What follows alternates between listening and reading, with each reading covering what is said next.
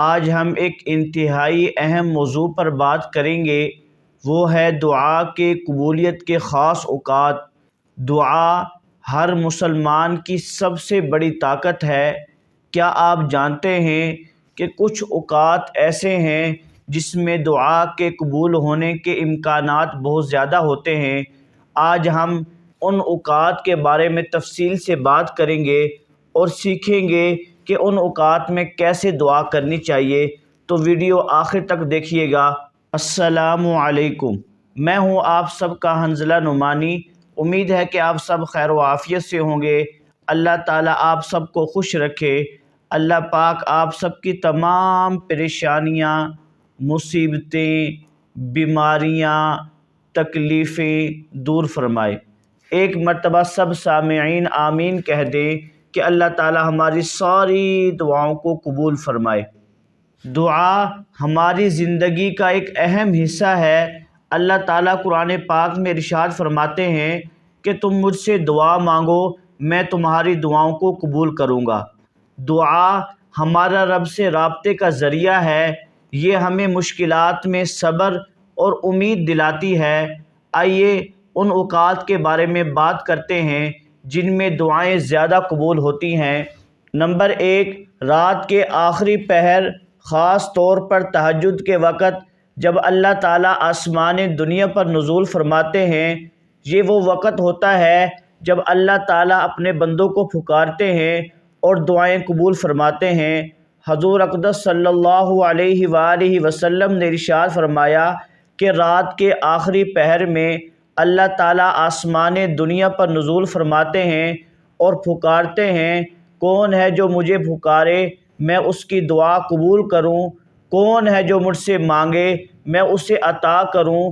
کون ہے جو مجھ سے بخشش طلب کرے تاکہ میں اسے معاف کر دوں؟ یہ وقت بڑا ہی اہمیت والا ہوتا ہے، خاص ہوتا ہے۔ یہ وہ وقت ہوتا ہے جب انسان کی، ایک مسلمان کی دعائیں قبول ہوتی ہے، کیونکہ اس وقت انسان کا دل بالکل صاف پاک ہوتا ہے۔ نمبر 2، جمعے کے دن۔ جمعے کے دن ایک ایسی گھڑی ہوتی ہے، ایسا وقت ہوتا ہے جس میں اللہ سے جو بھی دعا مانگی جائے وہ ضرور قبول ہوتی ہے۔ اب وہ وقت کون سا ہے، اس کے بارے میں مختلف اقوال ہیں۔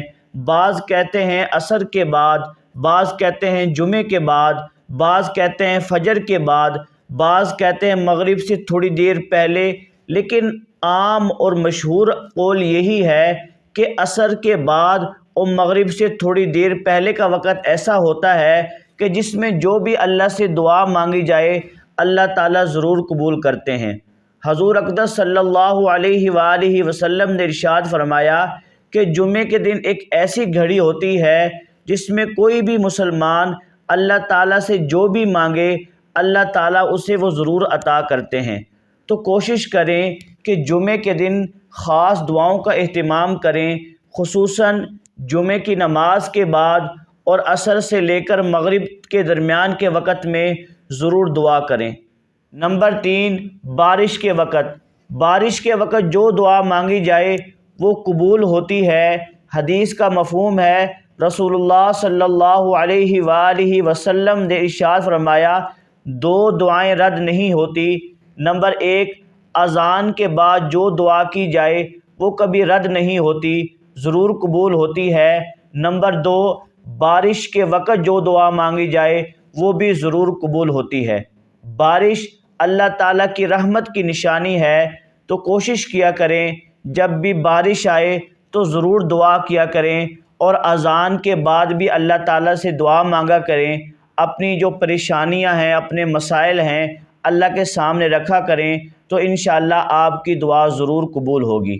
نمبر 4، سجدے کی حالت میں۔ سجدے میں انسان اللہ تعالیٰ کے سب سے قریب ہوتا ہے۔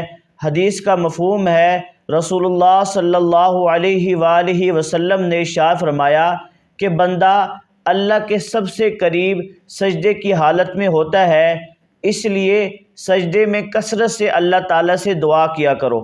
تو دوستو، جب بھی آپ اللہ تعالیٰ سے دعا مانگیں، سجدہ کریں، تو دل کی گہرائیوں سے اللہ تعالیٰ کو پکاریں اور اپنی ضروریات اللہ تعالیٰ کے سامنے رکھیں، تو انشاءاللہ آپ کی ساری دعائیں قبول ہوں گی۔ نمبر 5، رمضان المبارک میں دعا کرنا۔ رمضان المبارک دعاؤں کی قبولیت کا مہینہ ہے۔ خاص طور پر افطاری کے وقت دعا کرنا بہت زیادہ افضل ہے۔ یہ وہ وقت ہوتا ہے جب دعا بہت زیادہ قبول ہوتی ہے۔ حدیث کا مفہوم ہے، رسول اللہ صلی اللہ علیہ وآلہ وسلم نے ارشاد فرمایا، روزے دار کی دعا افطار کے وقت کبھی رد نہیں ہوتی۔ تو میرے دوستو، رمضان میں راتوں کو قیام کرنا، تلاوت کرنا اور دعا کرنا بہت افضل ہے۔ تو انشاءاللہ عنقریب یہ مہینہ آنے والا ہے، تو آپ اس ماہ میں خوب دعاؤں کا اہتمام کریے گا۔ نمبر 6، عرفات کے دن۔ حج کے دوران عرفات کے دن دعا کرنا بہت افضل ہے۔ حدیث کا مفہوم ہے کہ رسول اللہ صلی اللہ علیہ وآلہ وسلم نے ارشاد فرمایا، سب سے بہترین دعا عرفات کے دن کی دعا ہے۔ اس دن دعا بہت زیادہ قبول ہوتی ہے۔ یہ وہ دن ہوتا ہے جس دن اللہ تعالیٰ بہت سے لوگوں کو معاف کر دیتے ہیں اور ان کی دعائیں قبول فرماتے ہیں۔ نمبر 7، مصیبت کے وقت۔ مصیبت کے وقت جب بھی اللہ تعالیٰ سے دعا کی جاتی ہے، اللہ تعالیٰ قبول فرماتے ہیں۔ اللہ تعالیٰ قرآن پاک میں ارشاد فرماتے ہیں کہ جب تمہیں کوئی مصیبت پہنچتی ہے تو تم مجھے پکارتے ہو تو میں تمہاری دعاؤں کو قبول کرتا ہوں۔ مصیبت کے وقت انسان کا دل نرم ہوتا ہے اور انسان اللہ تعالیٰ کو خلوص دل کے ساتھ پکارتا ہے تو اللہ تعالیٰ دعاؤں کو قبول فرماتے ہیں۔ نمبر 8، اذان اور نماز کے درمیان کا وقت۔ اذان اور نماز کے درمیان کا وقت ایسا ہوتا ہے کہ اس میں جو دعا کی جائے قبول ہوتی ہے۔ حدیث کا مفہوم ہے کہ رسول اللہ صلی اللہ علیہ وآلہ وسلم نے ارشاد فرمایا کہ اذان اور نماز کے درمیان کا جو وقت ہوتا ہے، اس میں جو دعا کی جائے وہ رد نہیں ہوتی۔ تو کوشش کیا کریں کہ جیسے ہی اذان ہو آپ مسجد میں آ جائیں اور اللہ تعالیٰ سے دعا کرتے رہیں۔ نمبر 9، والدین کی دعا۔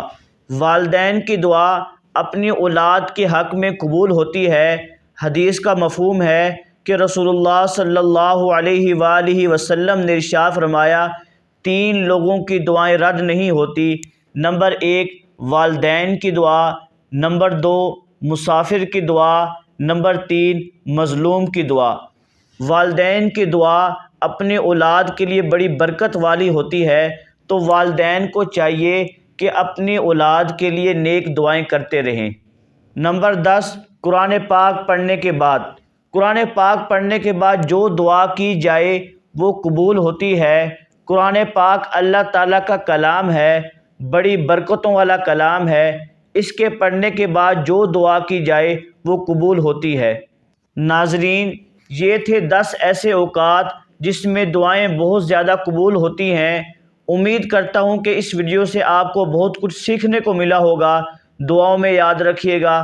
والسلام۔